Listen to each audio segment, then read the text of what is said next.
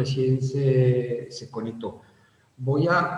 Como hay gente mezclada de lunes y viernes, voy a terminar la clase de traumatología 1 del día viernes, que no dimos la parte de cóndilo, y después arrancamos con lo que es propiamente el tema nuestro de hoy, que es el tercio medio, ¿de acuerdo? Esta fue la última imagen que yo les había mostrado a ustedes de una fractura maltratada a nivel mandibular, y entramos a hablar entonces un poquitito de las fracturas condilias. Las fracturas condilias lo manejamos como un capítulo aparte porque se comportan, sobre todo desde el punto de vista del tratamiento, se comportan diferente y realmente desde el punto de vista diagnóstico. Entonces, entramos un poquito. Cuando tenemos una fractura de cóndilo, la podemos tener básicamente a tres niveles, ¿sí? A un nivel intercapsular, a un nivel del cuello del cóndilo o a un nivel de la base del cóndilo. Entre más bajo sea, más fácil es su diagnóstico. Estas mismas fracturas, cuando la fractura sobre todo es del cuello o de la base del cóndilo, se produce un desgarro, una movilización generalmente de ese fragmento fracturado, ¿de acuerdo? Con la luxación, se produce un desgarro de la cápsula y una luxación, una movilización de ese fragmento. ¿Hacia dónde se moviliza ese fragmento? En forma más común hacia la línea media, y si no hacia anterior, posterior o lateral, que es esto, que van viendo a dónde se puede mover. ¿Por qué? Pregunto yo, porque saben que me encanta preguntar, ¿por qué lo más común es que se vaya hacia la línea media este fragmento, como lo ven aquí en esa tomografía? ¿Quién me explica? ¿Por qué ese cuello de cóndilo, ese cóndilo fracturado el cuello, se va hacia la línea media? Por la inserción del pteroideo externo. Exactamente. Entonces, el principal músculo que nos va a interferir, que nos va a influenciar acá es el pterigoideo externo. El pterigoideo externo, correcto, me estaba confundiendo. Y entonces, este pterigoideo es el que está insertado en, ¿se acuerdan? A la cara externa, la ala externa de la móvil pterigoides, va al cuello del cóndilo y lo va a traccionar ahí. Entonces, insistimos, y vuelvo un segundo atrás. Yo puedo tener una fractura intracapsular, puedo tener una fractura del cuello del cóndilo o de la base del cóndilo. Cuando hay del cuello o de la base y tengo un desgarro de esa cápsula que protege, se va a producir esta desviación que va principalmente hacia la línea media. Clínicamente, ¿cómo diagnosticamos a un paciente que tiene una fractura condilia? Si es unilateral, vamos a tener estas características: maloclusión, laterodesviación de la mandíbula en reposo en apertura hacia el lado de fractura, contacto prematuro, dolor a la apertura bucal y una no movilidad del conducto auditivo externo. Lo vamos desglosando. La laterodesviación mandibular en reposo y apertura hacia el lado fracturado. Siempre, recuerden, esto es como el auto. Si a ustedes se les pincha la goma del lado derecho, el auto se va a ir hacia el lado derecho, obvio. Si a ustedes se les fractura el cóndilo del lado derecho, la mandíbula se va a desviar hacia el lado derecho. Lo interesante es saber por qué. Medianamente ya me lo respondieron ustedes, que es por el pterigoideo externo, ¿correcto? Pero, ¿qué pterigoideo externo es el culpable que la mandíbula se desvíe hacia el lado que está fracturado? ¿Alguien me lo puede explicar? ¿O alguien lo quiere entender? ¿Se entiende la pregunta? El lado opuesto sería. Claro, porque el que actúa va a ser el pterigoideo externo del lado opuesto, porque la inserción fija va a estar en la apófisis pterigoides. ¿Se ubican? Entonces, imagínense que yo tengo en la línea media, el punto fijo de la apófisis pterigoides, va el músculo pterigoideo externo hasta el cuello del cóndilo, que en realidad va hacia los dos cuellos de los cóndilos. Pero cuando uno pierde tensión porque se rompió el cuello del cóndilo, la inserción móvil ya no tiene tonicidad muscular, el que va a actuar es el del otro lado. Entonces va a desviar hacia la línea media, o sea, va a desviar la mandíbula hacia el lado que está fracturado. Nunca se olviden de eso. Tengo un contacto prematuro, ¿se entendió, no? ¿Alguien entendió? Sí. Sí, profe, se entendió. Gracias, Cami. Tengo un contacto prematuro a la altura del último molar del mismo lado. ¿Por qué? Porque cuando se me fracturó el cuello condilio y este se desvió, ya sea hacia medial, que es lo más común, o hacia cualquier otro lado, voy a perder la dimensión vertical de la altura de esa rama y voy a tener un contacto prematuro de los últimos molares.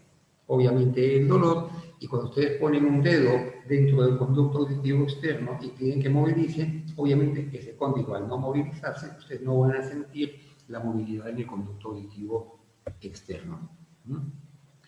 ¿Qué pasa si es bilateral? Entonces, cuando tengo una fractura condilia bilateral, yo tengo una pérdida de dimensión de la altura de la rama de ambos lados. Al tener eso, ya no voy a tener un contacto prematuro de un lado, voy a tener contacto prematuro de ambos lados. Y cuando tengo contacto prematuro de ambos lados, ¿qué tengo? Tengo una mordida abierta anterior. ¿Correcto? Entonces, signo típico de la fractura del cóndilo bilateral, la mordida abierta anterior. Inmovilidad condilia bilateral, dolor articular y ausencia de movimientos de lateralidad, obviamente por el mismo pterigoideo externo. ¿Cómo diagnostico?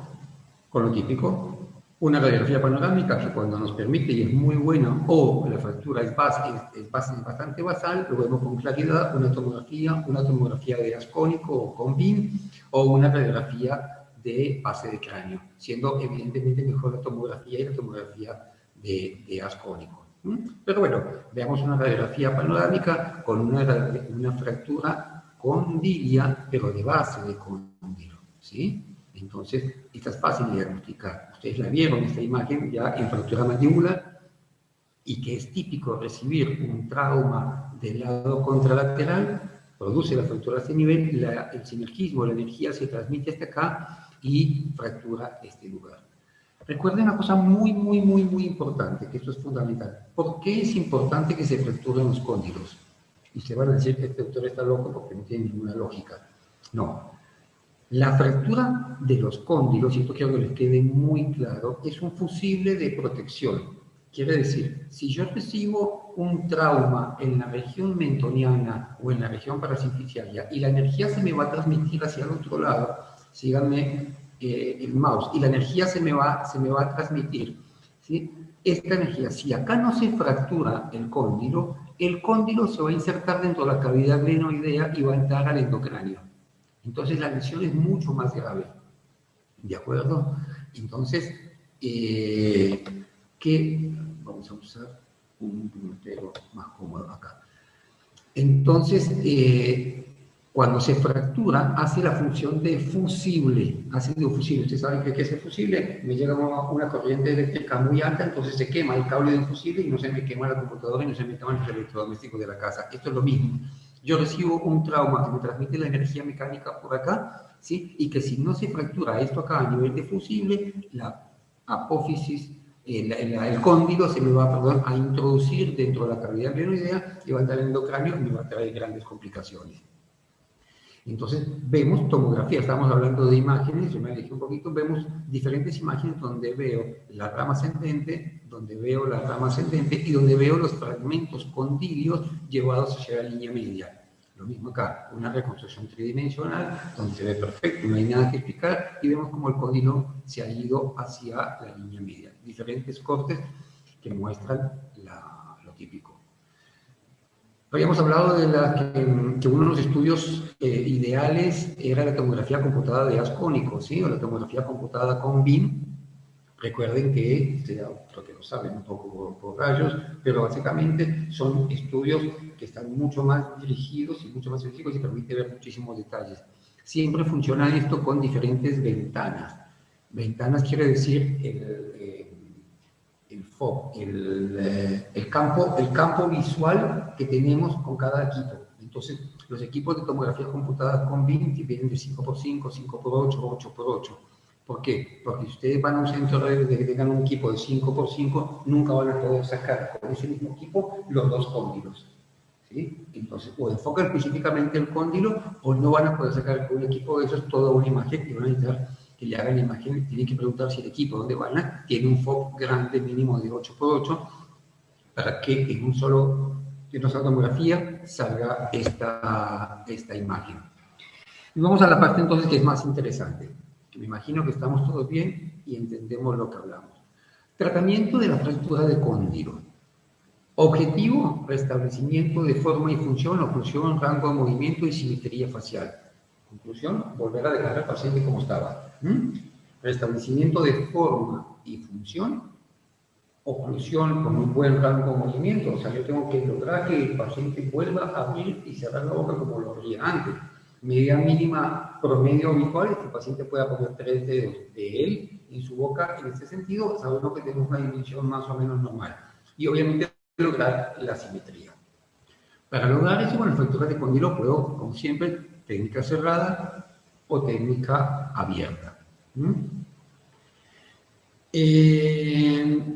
La técnica abierta, ¿qué es? Un abordaje quirúrgico con incisión preauricular, donde voy a ir al cuello del cóndilo o potenciación por extraoral en base en ángulo mandibular, donde voy a abordar para poder llegar. Objetivo, colocar sistemas de osteosíntesis rígida y poder unir los fragmentos. Acá lo importante es que los fragmentos tienen que quedar específicamente muy bien localizados, porque si queda el cóndilo rotado, obviamente la fisiología no va a ser lo mismo. ¿Cuándo está indicada la reducción abierta? O sea, las indicaciones de la reducción abierta es cuando hay una fractura que evita una oclusión estable y repetitiva, o sea que ustedes no logran de ninguna manera con bloqueo intermaxilar ni con gomas llevarlo a posición, entonces tienen que abrir, agarrar los fragmentos y acomodarlos. Una fractura con luxación que genere tope mecánico y evite función mandibular es más o menos lo mismo. Luxación de la cabeza articular dentro de la fosa craneal media, o sea, como les dije, que había un fusible que decía que no se introduzca tanto la fosa craneal media, pero si esto no funcionó, no fue suficiente protección y la cabeza articular se introdujo dentro de la fosa craneal media, tenemos que sacarla y ubicarla. ¿Sí? Cuerpo extraño en la especie articular o una luxación extracapsular lateral de cóndilo. Las relativas, ¿sí? Condiciones médicas que no son compatibles con un bloqueo intermaxilar. El típico ejemplo es el paciente que sufre convulsiones, que no puede tener un bloqueo intermaxilar, pacientes con alteraciones psiquiátricas, pacientes con intolerancia en general, tener un bloqueo intermaxilar. Relativas, fractura de cóndilo bilateral y conminuta del tercio medio, ¿sí? ¿Por qué? Porque pierdo dimensión y pierdo estabilidad de donde puedo rearmar a ese paciente, y fracturas condilares desplazadas con incapacidad de usar un bloqueo intermaxilar. ¿Por qué puedo no poder usar un bloqueo intermaxilar? Posiblemente por tener un paciente desdentado, por no tener suficiente cantidad de piezas para poder hacer un bloqueo correcto y lograr la dimensión correcta. ¿Vamos más o menos bien? ¿Sí? ¿Hay alguno despierto? ¿Hay alguno despierto todavía? Bueno. Sí, sí. Seguimos. Entonces, ¿qué es lo que estábamos hablando? Las fracturas de cóndilo mandibular. Yo le puedo hacer dos cosas. Puedo hacer una colocación de un sistema de osteosíntesis. ¿Ven? Acá tenía una fractura de base del cuello de cóndilo. Coloco un sistema de osteosíntesis. Tienen diseños diferentes a los diseños tradicionales de las fracturas mandibulares, pero el principio es lo mismo. Placas de titanio con tornillos que van a dejar en forma rígida. Osteosíntesis rígida. ¿Sí? Entonces puedo hacer este sistema. O puedo hacer un bloqueo intermaxilar. ¿Dónde viene lo interesante de la complicación? Es quién manda esta situación. Si yo tengo una fractura de cuerpo mandibular, con la ven acá, si yo tengo una fractura de cuerpo mandibular, supongamos, perdón, voy un segundo para atrás. Si yo tengo una fractura del cuerpo mandibular, y lo ideal es que voy a hacer un bloqueo intermaxilar, intraoperatorio, le voy a colocar 2 placas de osteosíntesis en este sector y el paciente ya puede abrir y cerrar la boca, ¿sí? Y después me preocupo por el cóndilo. ¿Sí? ¿Por qué? Porque recuerden que yo ya les dije la semana pasada que yo no puedo dejar nunca bloqueado a un paciente que tiene una fractura de cóndilo por más de 10 o 12 días, porque ya empieza a ser incompatible con el fisiologismo. ¿De acuerdo? Entonces, si ustedes tienen una fractura de cuerpo y una fractura de cóndilo, o le colocan sistema de osteosíntesis aquí, ¿sí? Y empiezan a ser la parte dinámica de esta zona, pero nunca pueden dejar el bloqueo intermaxilar para solucionar esto cuando tienen una fractura de cóndilo. Entonces, Fractura de cóndilo, tratamiento conservador con reducción cerrada. El tratamiento conservador con reducción cerrada lo que me está diciendo es, tengo una fractura condilia, voy a poner un bloqueo intermaxilar durante 7 a 10 días para que la musculatura y el fragmento más o menos se acomoden y después le voy a decir al paciente que haga muchos movimientos de apertura y cierre. Entonces, en adultos y adolescentes, bloqueo intermaxilar de 7 a 10 días y después de eso, kinesiología para mantener línea media en apertura y cierre, mantenimiento con bandas elásticas con disminución progresiva. Traducción. Pasaron los 10 días, al paciente le va a costar abrir un poco la boca o posiblemente va a abrir la boca y va a desviar hacia un lado. Supongamos que el paciente me desvía constantemente hacia la derecha. Cuando abre, los ejercicios para mantener la línea media de apertura y cierre son sencillísimos. Es decir al paciente que ponga la mano para hacer fuerza contra el lado que se desvía y que haga de fuerza y que guíe para que se mire a un espejo y abra y cierre y abra y cierre en línea recta. Puedo hacer un mantenimiento con bandas elásticas, o sea, si la desviación sigue siendo mucha, les puedo decir durante el día que se coloque 1, 2, 3 gomas elásticas, pero que haga el ejercicio de apertura y cierre para que me ayude kinesiológicamente a que vuelva todo a la línea media. En caso que haya desplazamiento condilio mínimo o en niños, no se hace un bloqueo intermaxilar. En niños, ¿por qué no puedo hacer yo un bloqueo intermaxilar en niños? ¿Qué se les ocurre a ustedes? ¿Qué me contraindica poder hacer un buen bloqueo intermaxilar en niños? ¿Quién me da una respuesta? Los gérmenes de las piezas dentarias permanentes. ¿Por qué? Si voy a hacer un bloqueo intermaxilar, voy a colocar arcopenia arriba y abajo. ¿Ah? Claro, me fijo a la mandíbula, calculo con algún tornillo o algo. No, pero fíjate, yo estoy preguntando. Estoy diciendo que en un adulto, vamos a suponer que tenemos una fractura de cóndilo única, sí. Solamente fractura de cóndilo, y decido que es un adulto, entonces le hago un bloqueo intermaxilar, como les expliqué, arcopenia arriba, arcopenia abajo, gomas y después alambre, y lo dejo 7 a 10 días. Joya, se corrigió. Si es un niño, si el paciente tiene, supongamos, 5 años, ¿por qué? Y les estoy diciendo yo, no se puede hacer en niños. ¿Por qué creen que no se puede hacer en niños? No es por los gérmenes. Porque no se permite desarrollar la mandíbula. Pero son 7 a 10 días. ¿Cuánto me va a afectar la mandíbula eso? Por la alimentación, por el niño, porque es niño en sí, porque... Digamos que también. La realidad... por el acostumbramiento, porque es un chiquito, no entiende. Porque los dientes no son permanentes. La respuesta va relacionada con los dientes, pero no porque sean permanentes. Es por la anatomía de los dientes. ¿Por qué? Le voy respondiendo yo. Porque todos los adultos tenemos el ecuador dentario de los dientes y debajo del ecuador o arriba del ecuador dentario, depende, ¿sí? El alambre lo pueden bajar y se va a retener. Los niños no tienen el cíngulo, no tienen esa anatomía donde hay ese ecuador dentario, son dientes mucho más chiquitos y son dientes expulsivos. Entonces, cuando usted quiere colocar un alambre para ajustarlo y que quede con un bloqueo, se va a mover, se va a movilizar, porque la anatomía de los dientes temporales no tiene esa forma retentiva que la tenemos en adultos. Entonces, a mente que porque sean niños, a mente porque es muy difícil mantener a un niño y alimentarlo y eso, es que anatómicamente la forma de los dientes me contradice un buen bloqueo intermaxilar, ¿sí? Entonces, fíjense que lo que estamos diciendo, que un desplazamiento mínimo o en niños, el bloqueo mandibular no es necesario y siempre indicar movimientos de apertura y cierre. O sea, ustedes ven a un nene que se golpeó y que tiene una fractura de cóndilo, lo que tienen que decirle a la mamá, ¿qué es lo que una mamá o un papá, porque ahora hay que defender los géneros, qué es lo que una mamá o un papá va a decir? No, quédate quieto, no te muevas, no me abras la boca porque te va a doler. Justamente lo contrario. Hay que indicarle constantemente al nene, ¿sí? O al adulto que sufre una lesión y no tiene un gran desplazamiento, que haga el ejercicio de apertura y cierre. Ejercicio de apertura y cierre.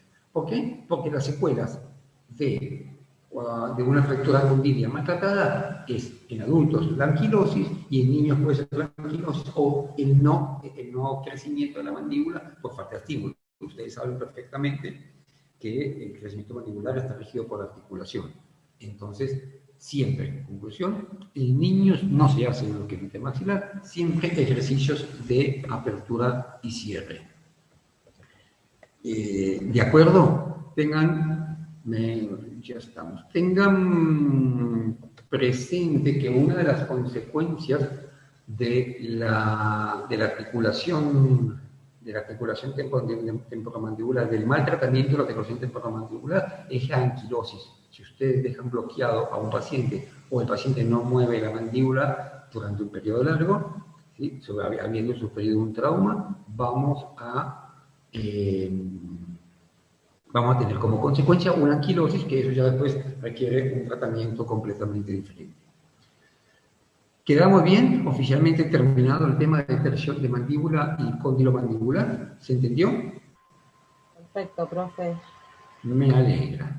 Bueno, entonces, ahora sí, oficialmente vamos a hablar del tercio medio de la cara, ¿sí? Del traumatismo del tercio medio de la cara, el cual tiene una gran diferencia de comportamiento con respecto al maxilar inferior, una que es que principalmente las fracturas del tercio medio no están regidas por las fuerzas musculares.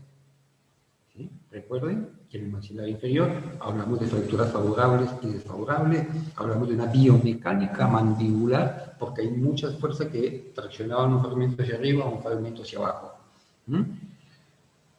En el tercio medio, a pesar de que también se utiliza la osteosíntesis rígida como tratamiento, no es la fuerza muscular el principal protagonista de las decisiones de dónde colocamos y por qué colocamos los sistemas de osteosíntesis. Ya lo vamos a ir desarrollando. El esqueleto del tercio medio facial es una estructura compleja formada por múltiples huesos íntimamente unidos por suturas.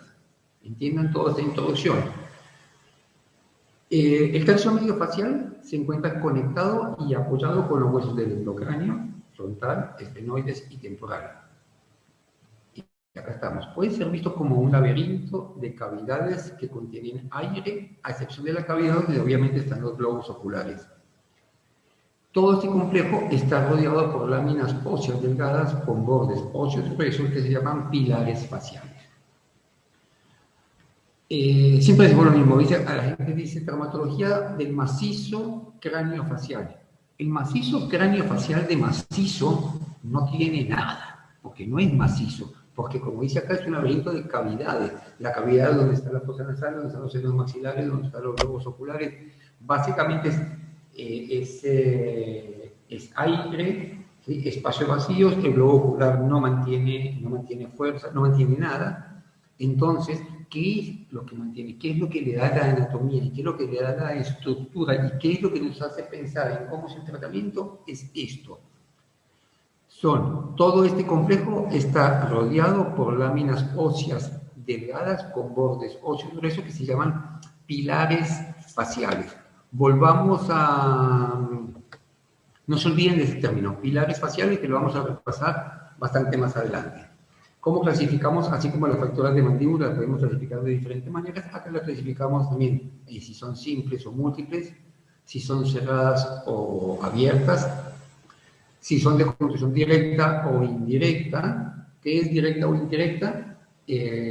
Como en la mandíbula, cuando yo tengo un golpe en la región anterior y se me fractura el cóndilo, la del cóndilo es indirecta, ¿sí? En el tercio medio también sucede, a pesar de que no vamos a hablar mucho de esto acá, cuando ustedes reciben un golpe en la región del tercio superior del reborde orbitario, se produce en forma indirecta una fractura del piso de la órbita. Pero no es un capítulo que vamos a profundizar demasiado porque no nos corresponde a esta clase.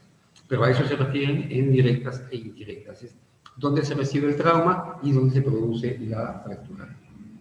Y también lo podemos clasificar según su ubicación anatómica. Las fracturas pueden ser de la región frontal, del arco cigomático, del complejo cigomato-malar, de la órbita, nasales, nasomoide orbitarias, LEFOR 1, LEFOR 2, LEFOR 3, pared del seno maxilar, pared alveolar, paladar. LEFOR 1, LEFOR 2 y LEFOR 3 son las fracturas maxilares, son las fracturas del tercio medio, que es obviamente lo que nosotros vamos a desarrollar acá. ¿De dónde sale la clasificación de LEFOR 1, LEFOR 2 y LEFOR 3? ¿Sí? Que como ya lo están viendo acá, son simplemente no, pero principalmente son fracturas que se producen a diferentes niveles, ¿sí? Y es lo que va produciendo la diferencia de la clasificación. ¿Cómo surge esto? Siempre se decía que la clasificación de LEFOR surgió, y es verdad, por este cirujano francés. Este cirujano francés se llama René Lefort. Digamos, siempre se comentaba que René Lefort lo que hacía es que iba con su carruaje, con sus ulti, no sé, e iba tirando cráneos. Nos quedan 10 minutos, cuando se corte nos conectamos con el mismo, ¿sí? Iba tirando los cráneos al piso y después veía dónde se fracturaban los cráneos y según eso los clasificaba. Entonces, pero en realidad después empezamos a investigar un poco más y este Mr. Lefort hacía investigaciones un poco más interesantes. Miren esto. Acá dice, de los estratégicos experimentos se anotó, esto es sacado obviamente de internet, experimento número 8, hombre de 50 años. El cadáver estaba en supino con cabeza colgando sobre la mesa. Se da un violento golpe con un mazo en el maxilar derecho. La fuerza fue dirigida oblicuamente de arriba hacia abajo, como si el sujeto estuviese parado. Obviamente eso es en cadáveres. Cuando el espécimen fue disecado, se observó una fractura atravesada del maxilar. O sea, no era tan cariñoso que únicamente agarraba los cráneos y los tiraban, sino que agarraba los cadáveres y les daba un buen golpe para poder ver el resultado. Miren este experimento 31, vuelve un hombre aproximadamente de 60 años, el cadáver está en posición de culto dorsal, la cabeza está apoyada en una tabla, un violento golpe con un palo de madera es dirigido a la cara en sentido antero-posterior. Y bueno, acá viene la información. Así hacía los estudios de los cadáveres, en esa época permitido y reconocido, y así René Lefort descubrió o hizo y realizó la clasificación de Lefort para la fractura del tercio medio. Vamos a esto, a entenderlas. La fractura de Lefort 1 o fractura transversal del maxilar superior. Miren el esquema y lo van a entender mucho más fácil. Separa todo el complejo de los procesos alveolares y palatal del maxilar, las porciones horizontales de los huesos palatinos y parte inferior de las placas pterygoides, justo por encima de la unión, piensen acá atrás, en la unión pterigomaxilar, justo por encima de eso hace un desprendimiento. La línea de fractura se localiza sobre los ápices dentarios y se extiende hasta la apófisis pterigoides. Esto es, cuando usted ve un paciente que tiene una LEFOR 1, hagan de cuenta que, y el paciente tiene dentición completa, que tiene una prótesis completa desadaptada. ¿Sí? Una prótesis completa superior desadaptada. Ustedes movilizan y se moviliza todo el fragmento sujeto sobre tejidos blandos, pero no tiene anclaje óseo. Entonces, es un desprendimiento arriba de los ápices, bien un desprendimiento del tercio superior de la base del resto del cráneo. Como les decía, ¿cómo lo sienten? Cuando usted lo moviliza van a sentir esa sensación de prótesis desadaptada. ¿Qué va a tener el paciente? Mordida abierta anterior. ¿Por qué? Porque se desprende más del sector posterior y entonces hace un contacto prematuro posterior. Alargamiento del tercio medio facial. Porque el paciente lo duele, no fluye y ven que el tercio medio está alargado.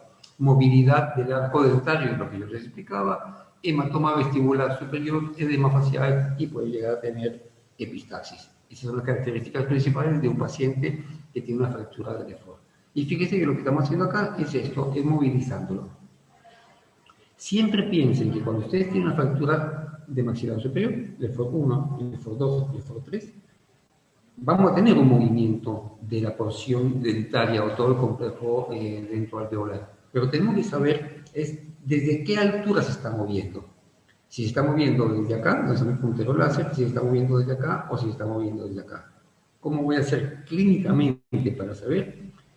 Ven esa imagen, ustedes con una mano agarran la porción dentaria y con la otra mano, esa manito que está en la frente, ¿sí? En vez de ponerla ahí, la ponen ¿sí? En el ala de la nariz.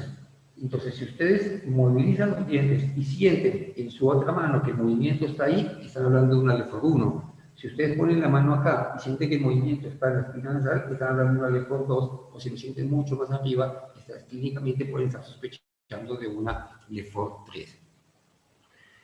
Las imágenes, generalmente la tomografía es lo ideal, y a veces las Lefort no son puras, o sea, no es una línea recta o divina como se lo imagina. Tomografía ya computada con cortes axiales y coronales, una reconstrucción tridimensional. ¿Ven acá? ¿Ven la línea de fractura de este paciente que ha recibido un trauma severo con muchas cosas? ¿Ven acá? ¿Ven este desprendimiento a esta altura? ¿Sí? Esto, yo agarro estos dientes y se moviliza. ¿Tiene más fracturas? Sí, tiene más fracturas, pero aquí a este nivel tiene una fractura tipo Lefort 1. ¿Sí? Acá lo ven un poquito más plano. Vean qué lindo cómo se ve, y por eso se produce la epistaxis, cómo se ve de linda la fractura en este paciente. Clarísimo. Puede ser un poco más alta, puede ser un poco más baja, esto no es milimétrico, pero esto es el entendimiento de esto. Después, cuando empecemos a hablar de tratamiento, lo van a entender algunas cosas un poco mejor.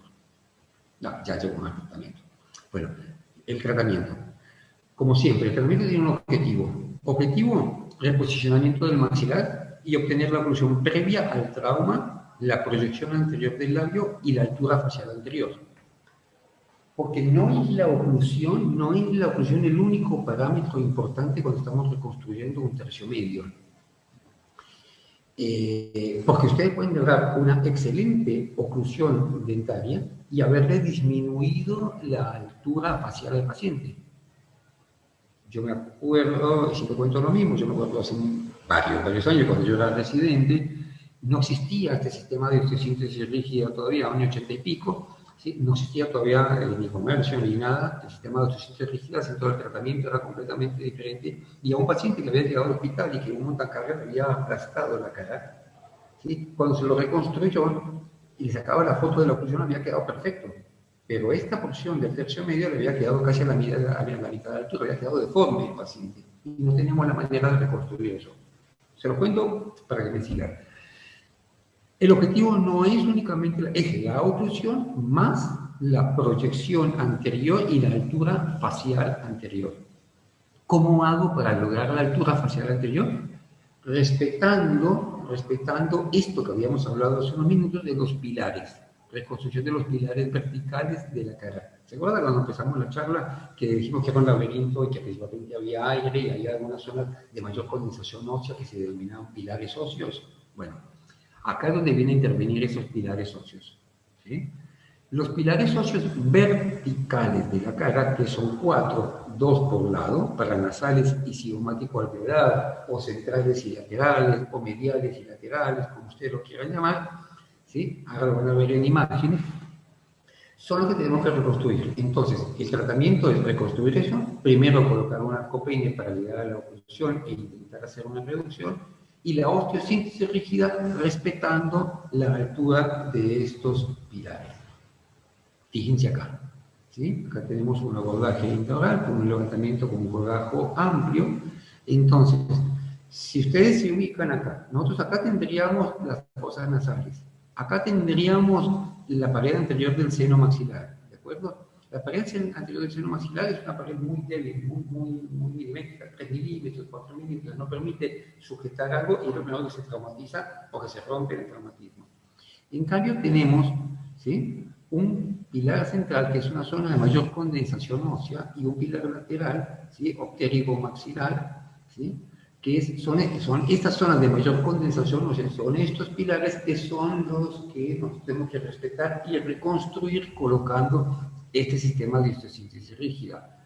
Entonces, esta osteosíntesis rígida no va a luchar contra las fuerzas musculares como pasaba en la mandíbula, ¿sí? Esta va principalmente a mantener la anatomía previa.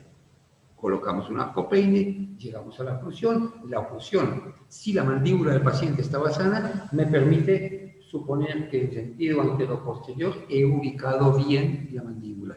Y con la colocación de los pilares y la reconstrucción anatómica, puedo pretender entender que he reconstruido bien la altura facial del paciente. Miren, los pilares faciales. Fundamental, o sea, así como la biomecánica es lo fundamental cuando hablamos de mandíbula, la biomecánica mandibular, acá es entender los pilares faciales. Hay pilares faciales verticales, que son los más importantes, y algunos horizontales. ¿sí? El pilar vertical nasomaxilar y el maxilomalar, porque viene de la región del malar y va a la región maxilar, ¿sí? Que obviamente la placa nosotros no la colocamos con esa forma como son así, sino recta. Entonces un pilar central y un pilar lateral, un pilar nasomaxilar y un pilar maxilomalar, ¿sí? Entonces, estos son los pilares que tenemos que estudiar. Y a nivel horizontal tenemos los rebordes orbitarios superiores, los rebordes orbitarios inferiores y el arco cigomático. Son las zonas de condensación ósea, cuando ya estoy pensando en las reconstrucciones laterales, que es la que menos, generalmente la que menos sufre, pero lo mismo. Entonces, existen pilares verticales y existen pilares horizontales. Pilares verticales y pilares horizontales. El pilar óseo viene desde aquí, obvio. Y lo último que había dicho es que los pilares anteriores vienen como desde arriba. Fue lo último que escuchamos. Claro. En esta imagen nos quedamos. Sí. Perfecto. Perfecto. Bueno, ¿estamos todos? Más o menos. Entonces, ¿se entendió? Vamos en orden. ¿Se entendió hasta acá cómo funcionan los pilares y por qué la importancia de los pilares? Sí, perfecto. Bueno, porque esta es la base de todo el tratamiento de la fractura de Lefort. Más o menos esta es la base del tratamiento de toda la fractura de Lefort. Entonces ya hablamos de la Lefort 1, que digamos es la fractura más baja dentro de las fracturas. Vamos a subir un poquito. Presten mucha atención y ubiquen anatómicamente. Fractura tipo Lefort 2, ¿sí? O subfrontales. Sigan la imagen. La línea de fractura cruza el puente nasal. Transcurre a través de la sutura frontomaxilar hacia la órbita y continúa posteriormente a la inserción del canto medial hasta el piso de la órbita y de ahí hasta la sutura pterigomaxilar. ¿Se ubican en los cantos? El canto medial, esto de acá, canto interno o canto medial y canto externo, donde insertan los ligamentos cantales. ¿Estamos perdidos o más o menos? Va, Mucho profe, silencio. va. ¿Ah? Sí, va bien. Vamos, bueno, listo. Entonces, ¿ven la diferencia? La primera fractura del Lefort 1 era una fractura mucho más horizontal, mucho más baja. Entonces, aquí tenemos una fractura, insistimos, que va a empezar desde la pterigoides, va a subir hasta el puente nasal, va a involucrar los ángulos cantales medios o internos y va a bajar hasta las pterigoides del otro lado, ¿sí? Entonces, fíjense cómo ese desplazamiento, como en la fractura, es mucho más alta que en la anterior, ¿sí? Estas fracturas pueden estar dislocadas en diferentes grados, a diferentes grados de movilización en sentido dorsocraneal, lo que puede producir alteraciones oclusales similares a la de Lefort 1. O sea, si yo tengo caído el maxilar, no importa desde qué altura, los signos, o sea, la mordida, el contacto prematuro posterior o la mordida abierta anterior puede ser similar. Entonces, por ejemplo, no me lo respondan ahora, pero a veces me gusta preguntar que me digan varias causas por las cuales yo puedo tener un contacto prematuro posterior. Entonces, no es únicamente por una fractura de cóndilo, sino puede ser también por una fractura del maxilar superior tipo Lefort 1, tipo Lefort 2, hasta aquí. ¿De acuerdo? Entonces, lo que habíamos hablado, las maniobras para diagnosticarlo, podemos tener signos y síntomas. Epistaxis, también lo podemos tener en la 1, edema parpebral y depresión en la zona central facial, la denominada cara de plato. Como el paciente se le deprime y se le cae y se le hunde el tercio medio, entonces la cara le queda con una depresión anteroposterior, como si ustedes estuviesen viendo un plato de perfil. Y probablemente vamos a ver edema y hematoma en el surco vestibular, mordida abierta anterior, arco dental superior móvil, y durante la manipulación se palpa movimiento patológico a nivel del puente nasal. Lo que yo les había dicho, En la Lefor 1 pongo los dedos acá, en la Lefor 2 pongo los dedos a la altura del puente nasal para ir diagnosticando si tengo una fractura de Lefor 2. ¿Qué dijimos entonces? Que puedo tener edema pleural, que puedo tener epistaxis, que puedo tener la depresión o carga de plato. Obviamente que está hinchado el paciente porque así llegan los pacientes, pero si ustedes lo imaginan, hay depresión, ¿sí? Y si usted lo deja desinflamar, que no es lo que hay que hacer, ¿sí? Le va a notar una gran depresión. No es lo que hay que hacer, porque los pacientes, todos los pacientes que tienen traumas con compromiso óseo, hay que operarlos lo antes posible. ¿Sí? Porque cada vez que va pasando el tiempo van consolidando en posiciones viciosas patológicas. ¿Sí? Entonces, fíjense lo que tenemos clínicamente, un paciente con edema biparpleural bilateral, una laterodesviación o laterorremia, una epistaxis nasal, etcétera, etcétera. ¿No? Y la cara de plato.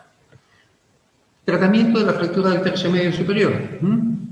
Entonces, lo mismo, siempre buscamos qué objetivo tenemos con el tratamiento. Reposicionamiento del maxilar anterior a la oclusión previa al trauma y la posición anterior del labio y la altura facial anterior. Exactamente lo mismo que dijimos en la fractura del Lefor 1. Exactamente.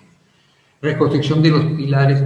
En la fractura hacemos una reconstrucción de los pilares verticales de la cara, que lo dijimos, el paranasal o el cigomático alveolar o maxilomalar, ¿sí? Depende de cómo lo quieran llamar. La colocación del arcopeine para llegar a la oclusión, como siempre, y la colocación de las osteosíntesis rígidas para poder mantener estos pilares.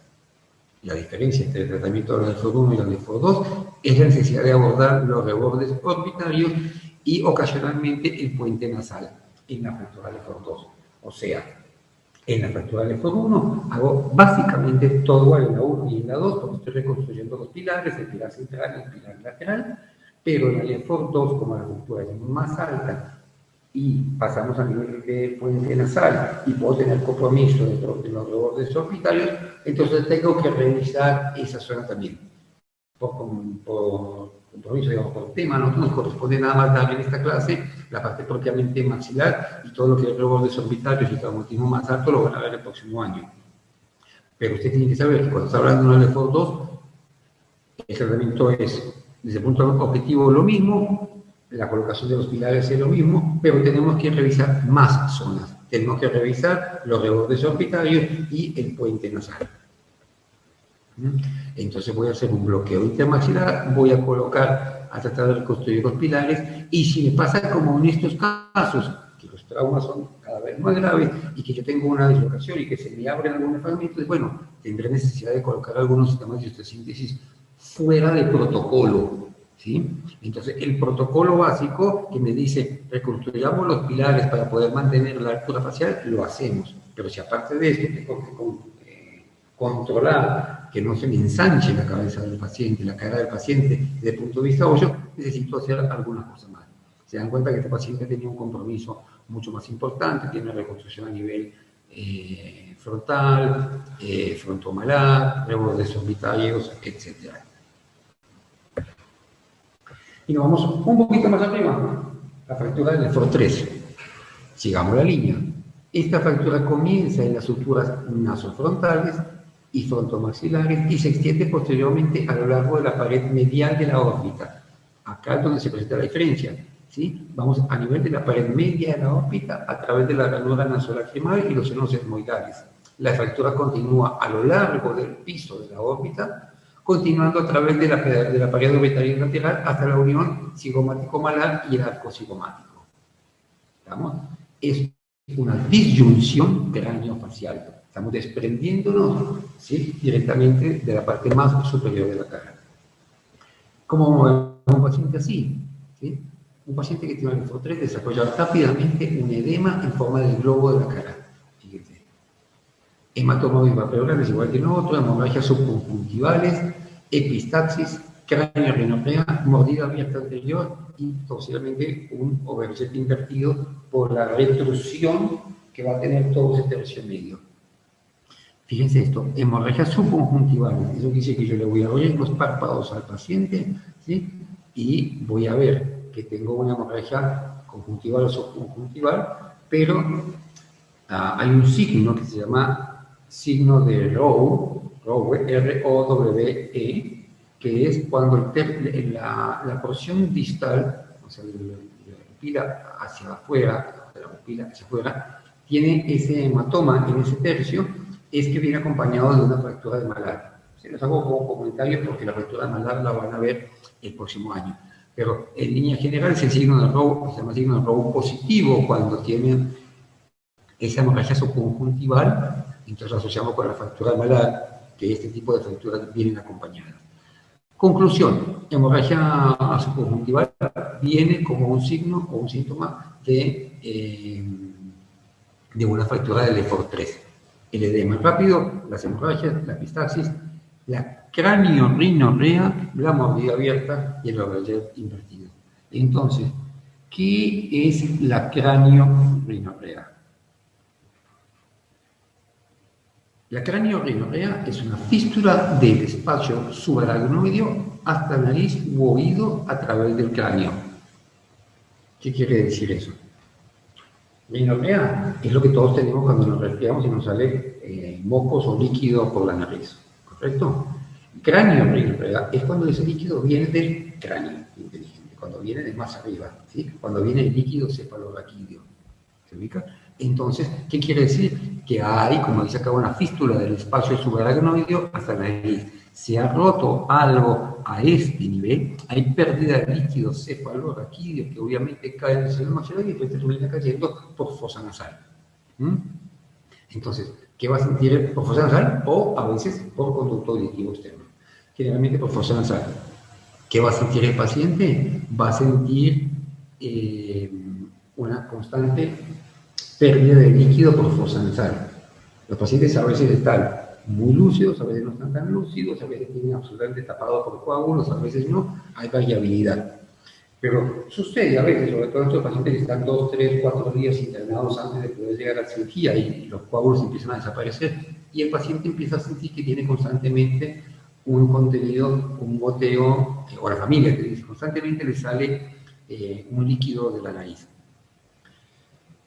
Pregunta típica es, ¿cómo saben ustedes que lo que le está saliendo por la nariz es líquido cefalorraquídeo o moco, o está resfriado? ¿Alguno ha escuchado algo de eso? ¿Alguno se le ocurre alguna respuesta con respecto a eso? Por la consistencia, puede ser. El líquido cefalorraquídeo no va a ser tan mucoso. ¿Y cómo lo podés saber aparte? Porque la consistencia, viste, es relativa. Yo lo puedo ver más viscoso, vos menos viscoso. Con el tacto, a lo mejor entre los dedos. No sé. Sí, pero no a todo el mundo le gusta agarrar los mocos y tocarlos entre los dedos cuando no son de uno. Pero estás ubicada. Hay dos pruebas. Obviamente la prueba de laboratorio, que ustedes toman una muestra de lo que está saliendo, lo envían al laboratorio por la glucosa, van a saber que es líquido cefalorraquídeo. Y si no, la otra que es la tradicional, que se llama la prueba del pañuelo. ¿Sí? Entonces, usted le dice, el familiar le dice, constantemente le está saliendo este líquido. Entonces usted dice, ¿me deja ver el pañuelo? Paréntesis. Cuando nos resfriamos, ustedes o yo, y tenemos mocos, y nos sonamos, y dejamos el pañuelo de lado, a la media hora, ese pañuelo está duro. ¿Correcto? Se seca, el moco se seca y el pañuelo queda duro. Cuando es líquido cefalorraquídeo, no. Entonces, esa es la prueba. Cuando usted le dice al paciente o al familiar, déjeme ver el pañuelo porque se estaba limpiando, hace cuánto lo limpió, hace media hora, y sigue todavía constantemente húmedo, eso quiere decir que lo que tenemos es líquido cefalorraquídeo y no moco. Prueba sencilla, clínica, muy fácil e importante. ¿Por qué es importante esta historia de líquido de la cráneo-rinorrea? Porque la pérdida de líquido cefalorraquídeo también es una vía de migración de infecciones al endocráneo. ¿De acuerdo? ¿Cómo se soluciona esto? Con la reubicación, con la reducción de la fractura, consolidar todo en posición y con eso se reduce y debería desaparecer. Una vez operado el paciente, debe desaparecer esta cráneo-rinorrea. Bueno, tratamiento, restablecer lo mismo, restablecer la oclusión dentaria con la oclusión del arcopeine. Abordaje coronal, ahora vamos a traducirlo, para osteosíntesis con arcos de los arcos cigomáticos, reborde orbital superior y sutura frontonasal, y reubicación del tercio medio y fijación del mismo a los pilares con abordaje intraoral. Entonces estamos hablando, no me acuerdo si teníamos una foto de esto, sí. Estábamos hablando de que siempre tenemos que reducirlo, estar seguros que estamos conservando la altura del paciente, la altura facial del paciente, que estamos conservando la oclusión del paciente. Siempre es mucho más fácil tratar esto al paciente cuando la mandíbula está sana. Cuando tenemos fractura del tercio medio y de la mandíbula, la complejidad aumenta. Entonces, dice abordaje coronal para la osteosíntesis de los arcos cigomáticos, porque para acceder a los arcos cigomáticos ya no puedo acceder de forma intraoral, los rebordes orbitarios superiores y la sutura frontonasal. La reubicación con una pinza de robo. La pinza de robo es una pinza que se coloca en paladar y en fosas nasales y de la única grave maxilar y llevarlo y traccionarlo hasta el sector posterior. ¿Sí? Esto es un abordaje coronal. El abordaje coronal, obviamente, es extraoral, obvio, es un abordaje que se realiza cuando hay mucho pelo, 2-3 veces de dedo atrás de donde nace el pelo, y me permite, cual si fuese una máscara, ¿sí?, llevar todo el tejido blando hacia adelante. ¿Ven? Tenemos la espina hacia el anterior, los rebordes orbitarios, acá venían hasta las suturas frontomalares, los arcos cigomáticos, ¿se ubican? ¿Sí? El agujero orbitario superior, etcétera, etcétera. Entonces, esto me permite hacer un abordaje coronal, pero que no llegamos todavía a esta letra.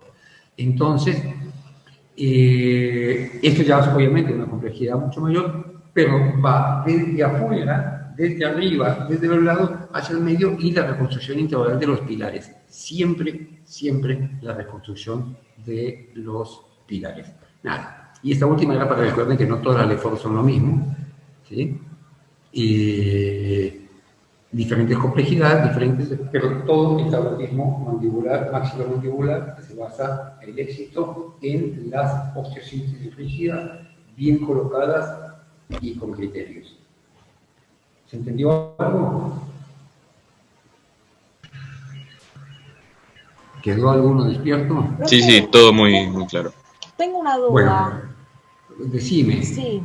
En un momento cuando chequeábamos el movimiento en la Lefort 1, que agarrábamos al paciente, la foto mostraba que agarrábamos al paciente de la frente, pero usted dijo que mejor agarrarlo de la espina nasal anterior, y que dijo que sentía distintos movimientos no sé si está bien, porque no sé si lo apunté bien, que en la Lefort 1 sentíamos levemente por encima de la espina nasal, después a la altura de la espina nasal en Lefort 2, y más arriba sería Lefort 3, pero no sé si es correcto eso.